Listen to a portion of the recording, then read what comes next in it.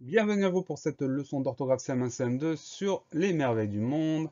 Il s'agit de la dictée 28, partie 2. Voici les mots à prendre de la dictée 28, ce qu'on a déjà vu: terrestre, étrange, phénomène, jet, puissance, maori, deuxième région. Et ce qu'on voit aujourd'hui: volcanique, surnaturel, étonnant, réputé, incontournable, précisément, jaillir, paraître. Allez, nous passons à la deuxième moitié des mots, c'est parti.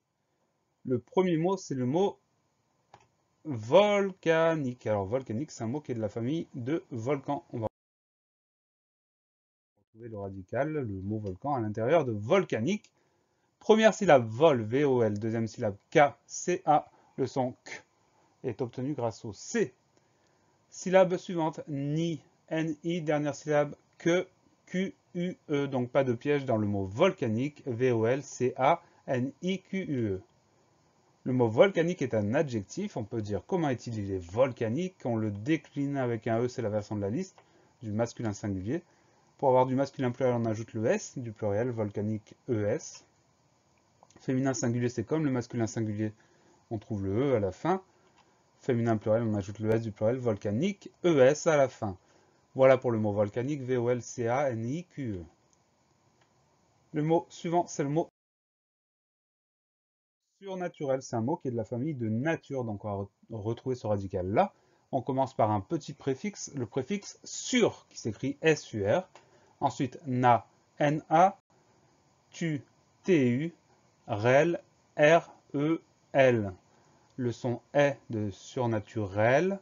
On va l'écrire avec un E sans accent. Il n'y a pas d'explication logique. Souvent, quand on a la terminaison EL à la fin d'un mot, on va prononcer le E est. Donc surnaturel, S-U-R-N-A-T-U-R-E-L. Le mot surnaturel est un adjectif qualificatif. On peut dire comment est-il, il est surnaturel. Avec EL, c'est le masculin singulier qu'on trouve dans la liste. Masculin pluriel, on va ajouter un S. Surnaturel, ELS. Attention, attention, quand on passe au féminin singulier, on va devoir mettre deux L, E à la fin du mot. Donc surnaturel, E, 2 L, E. Ensuite, féminin pluriel, on prend ça, on ajoute un S. Surnaturel, E, 2 L, E, S. Voilà pour le mot surnaturel, S-U-R-N-A-T-U-R-E-L. Le mot suivant, c'est le mot étonnant. Premier son, c'est le son E. On va mettre un E accent aigu. Ensuite, to, T-O. Ensuite, attention, on va mettre deux N. Donc on pense bien mettre ces deux N au milieu de étonnant. Et la fin du mot, en, A-N-T. Le son en s'écrit N. Et à la fin du mot, on a un T muet qu'on n'entend pas, mais qu'on va retrouver dans étonnante. Donc on pense à ce T muet. On pense à ces deux N et à ce T muet, étonnant, E accent aigu, T-O, deux N, A-N-T. Le mot étonnant est un adjectif qualificatif. On peut dire comment est-il, il est étonnant. On le décline avec un T, c'est la version de la liste. C'est le masculin singulier. Masculin pluriel, on ajoute le S du pluriel étonnant avec un S. Féminin singulier, on ajoute le E du féminin étonnante. Et enfin, féminin pluriel, on ajoute le E du féminin, le S du pluriel étonnante, ES. Voilà pour le mot étonnant. E accent aigu, TO, 2 N, ANT.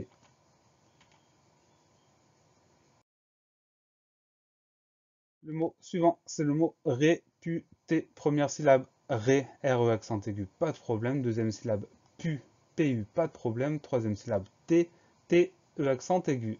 Donc pas de piège dans le mot réputé, RE accent aigu, PU, TE accent aigu. Le mot réputé est lui aussi un adjectif qualificatif. On peut dire comment est-il, il est réputé. On le décline au masculin singulier, on va trouver E accent aigu à la fin, comme dans la liste. Masculin pluriel, on ajoute le S du pluriel, réputé et S. Féminin singulier, on ajoute le E du féminin, réputé et E. Et féminin pluriel, on ajoute le S après le E, réputé et ES. Voilà pour le mot réputé, R, E accent aigu, P, U, T, E accent aigu. Le mot suivant, c'est le mot incontournable. Première syllabe, premier son, c'est le son 1.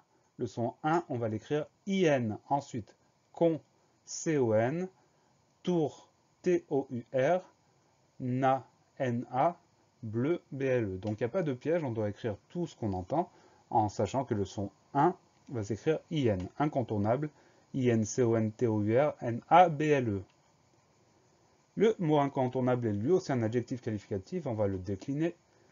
Avec un E, c'est le masculin singulier comme dans la liste. Masculin pluriel, on ajoute le S, incontournable ES.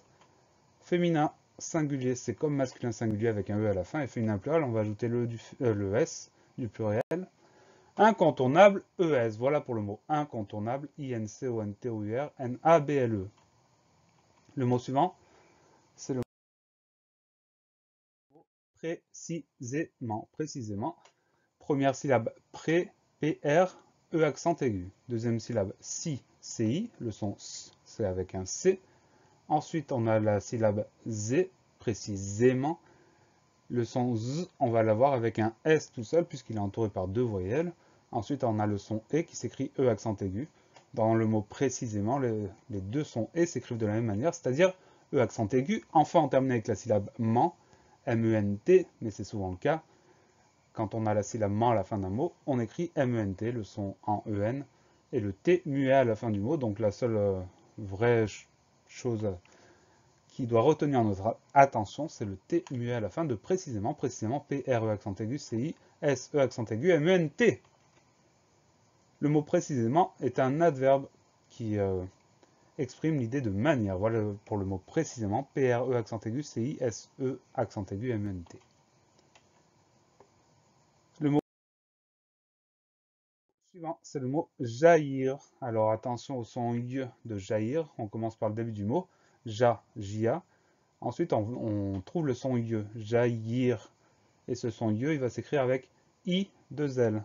Donc J-A, I, 2 L, et la fin du mot I-R. On va faire très attention à son son Y au milieu avec ce I, 2 L. Jaillir, J-A-I, 2 L, I-R. Le mot jaillir est un verbe. C'est un verbe en IR. Et avec nous, on va dire nous jaillissons, donc c'est un verbe du deuxième groupe. Deux exemples de conjugaison au présent, il jaillit. Au passé composé, nous avons jailli. Donc le participe passé du verbe jaillir, c'est jailli avec un i. Voilà pour le mot jaillir, J-A-I, 2 L-I-R. Le dernier mot, c'est le mot paraître. Première syllabe pa, P-A.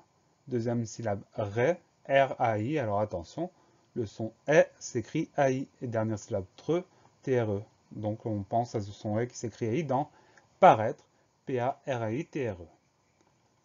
Le mot paraître est un verbe, c'est un verbe en tre, donc c'est un verbe du troisième groupe. Deux exemples de conjugaison, au présent il paraît. Au passé composé, nous avons paru. Le participe passé du verbe paraître, c'est paru avec un U. Voilà pour le mot paraître, P-A-R-A-I-T-R-E. La leçon est finie.